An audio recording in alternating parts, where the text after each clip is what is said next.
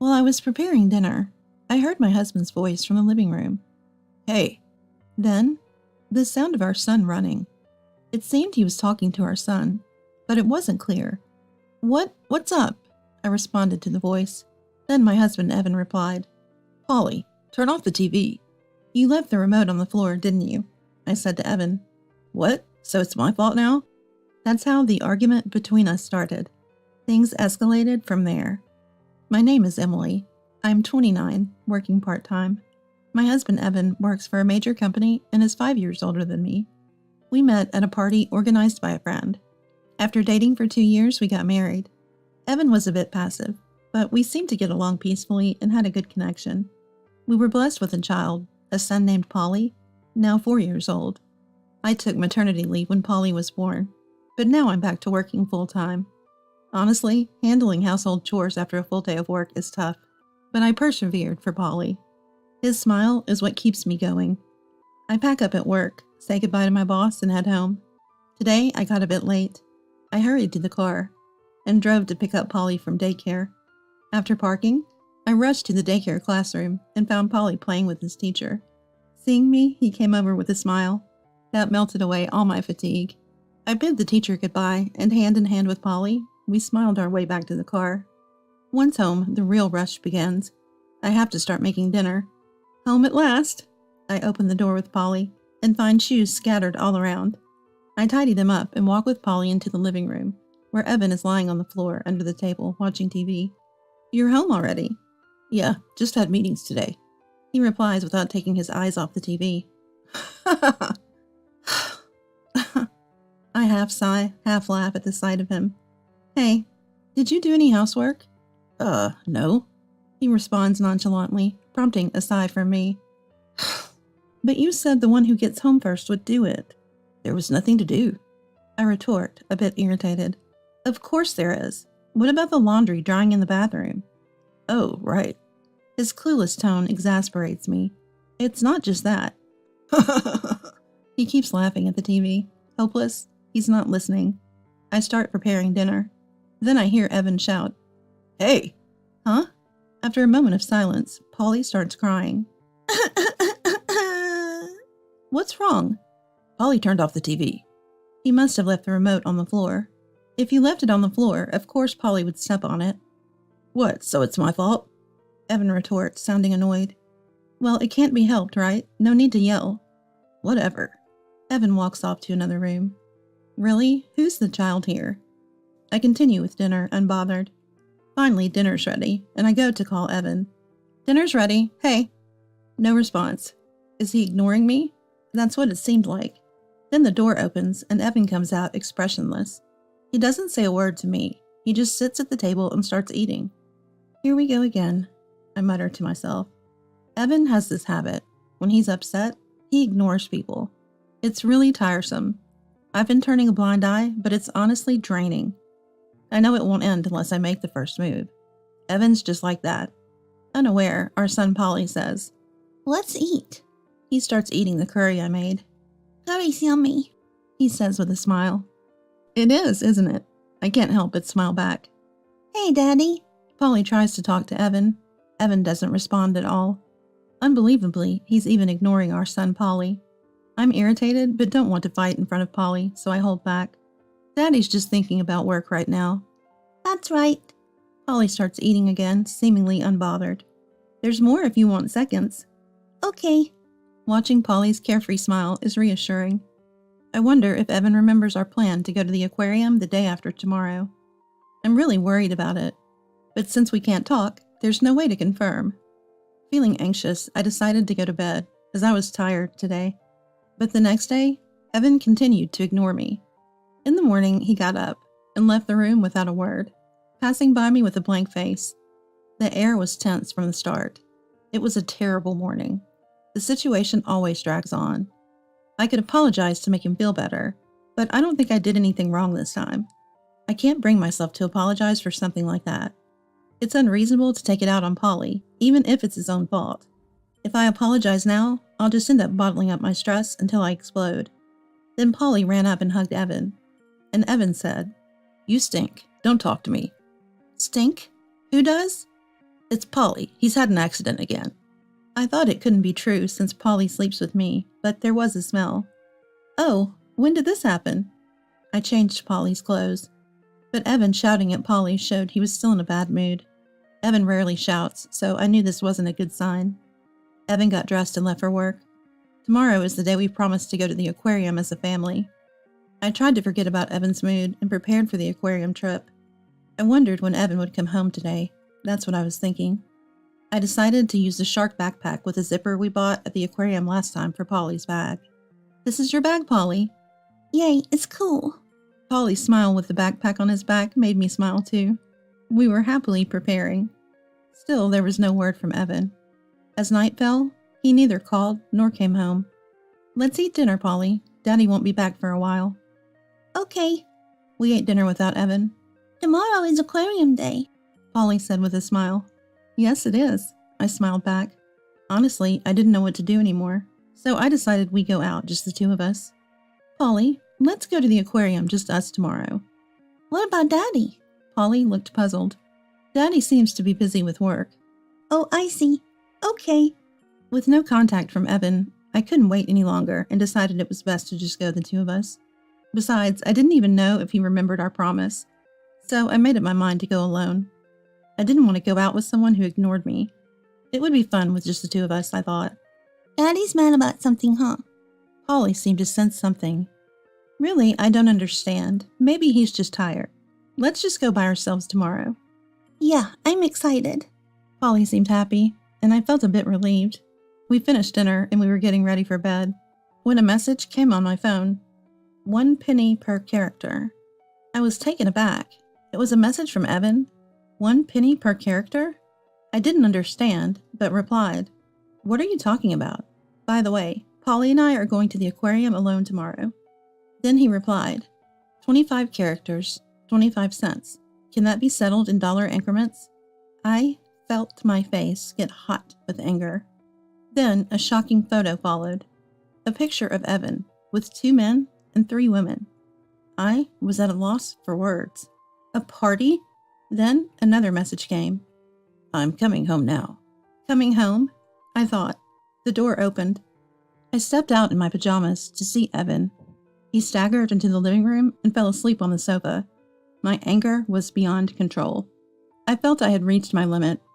Despite telling him about the aquarium tomorrow, he was out drinking with a woman without any contact. I couldn't contain my anger as I thought about it. I decided to leave this house. That's what I decided. I couldn't believe he asked for money and then sent a picture from a party. It felt almost like infidelity. That's what I thought. I left Evan as he was and went to my room to pack my things. After packing, I called my friend Wendy, who lives on the floor below. Sorry, can I stay over tonight? Now? At this hour? Wendy sounded a bit perplexed. It's okay though. Thank you.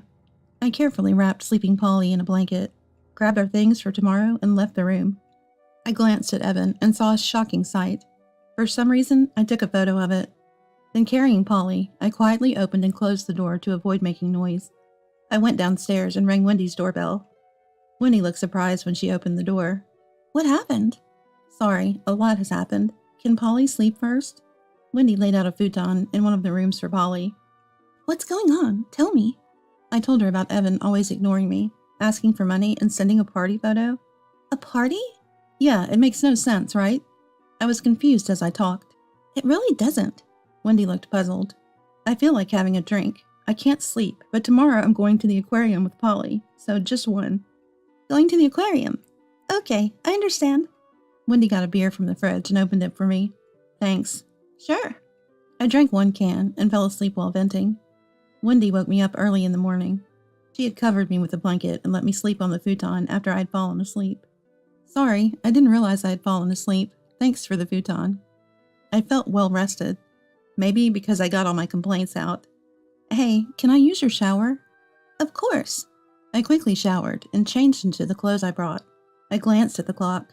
It was about time for Polly to wake up, so I hurried. After getting dressed, Polly woke up. He was surprised at first, but then smiled when he saw Wendy. Hey, it's Wendy. Long time no see, Polly. Their conversation was comforting. I can go to the aquarium with you and your mom today. Wendy gave me a knowing look. Really? Yay! I felt relieved that Wendy would be joining us. We got ready and arrived at the aquarium. Polly was very excited. Polly and Wendy ran ahead into the aquarium. Having Wendy there was truly a relief. She took care of Polly, allowing me to just watch them from behind. At the interactive section, Polly and Wendy laughed and had fun. After this section, Polly ran off to a tank. I said to Wendy, "Thank you, Wendy." Seeing my expression, Wendy replied, "It must have been tough. Don't worry, I'm having fun." Her words made my emotions swell up. Yes, I had been through a lot. Tears welled up in my eyes. The date was wonderful. It felt like the first free day in a long time. We had a great day, forgetting about reality. We ate lunch at the aquarium, had dinner on the way back, and returned to Wendy's place. Polly fell asleep immediately. He must have been exhausted. That night we stayed at Wendy's place again. Sorry for the staying again. Sure, that's fine. I was really grateful to Wendy. Then how about we try the new drink at the cafe tomorrow? Oh, they have a new one? I hadn't enjoyed a cafe visit in a while. Yeah, I've tried it once. It's delicious. Wow, let's go. In this comfortable space, I had completely forgotten about Evan. The next morning, the three of us went to the cafe, ordered the new drink, and had a pleasant chat. Polly couldn't sit still for long, so we soon headed back to Wendy's place. I realized I could have fun even without Evan. That's what I was thinking. While eating cookies at Wendy's, the doorbell rang. Who could it be? Evan, maybe? I felt a bit tense. I'll check. I told Wendy, and looked at the doorbell camera. As expected, Evan was standing there. I slowly opened the door. Evan was standing there arrogantly and screamed at me. "So, you were here after all. Don't just leave without saying anything." He was furious. "Are you kidding me? No food at home, and I can't reach you on your phone." He was ranting with an angry expression. His words about the phone made me furious. Why would I reply when you're talking nonsense like charging a penny per character? I faced Evan squarely and said, "It's not my fault. Why are you acting like the victim?" Evan looked around, surprised. I had blocked all notifications from Evan. I even set my phone not to ring for his calls. I had completely forgotten about him while having fun with Wendy. Hearing the commotion, Wendy came out. I gestured to her that I was okay and tried to keep her from coming closer. But I could feel Wendy's presence behind me. I told Evan, "It's your fault, isn't it? You blame Polly for your mistakes, and when I pointed out, you start ignoring me." Evan looked at me astonished. "And then, the first thing you say after all this time is about charging per character. Don't joke around." Evan started to argue. "That's because you get mad over unreasonable things." "Who's being unreasonable? Of course Polly will step on a remote if you leave it on the floor." Evan started to quiet down. "And ignoring Polly too? Unbelievable." "Because Polly turned off the TV." I felt my face getting hot. "So how many times do I have to tell you? It's your fault, and you ignored him because he turned it off."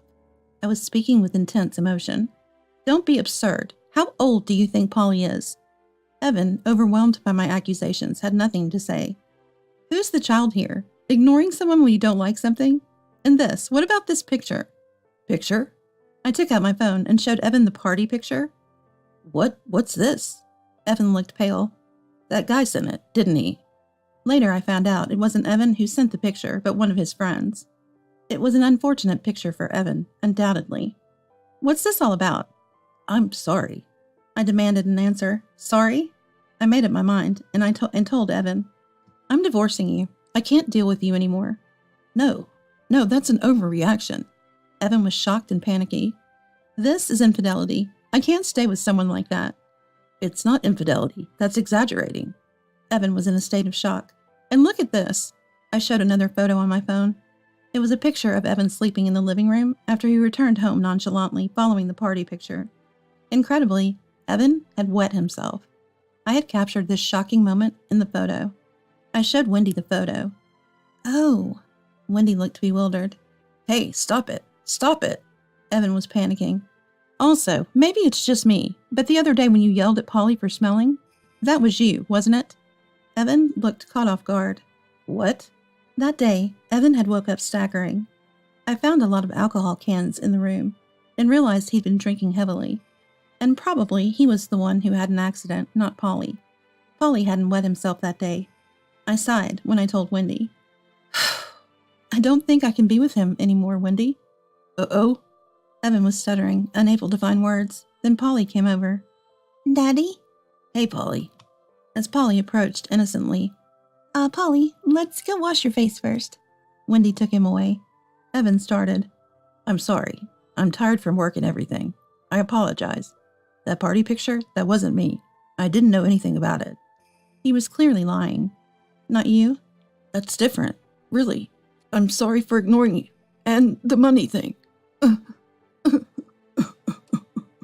Evan, begging, began to cry in front of me.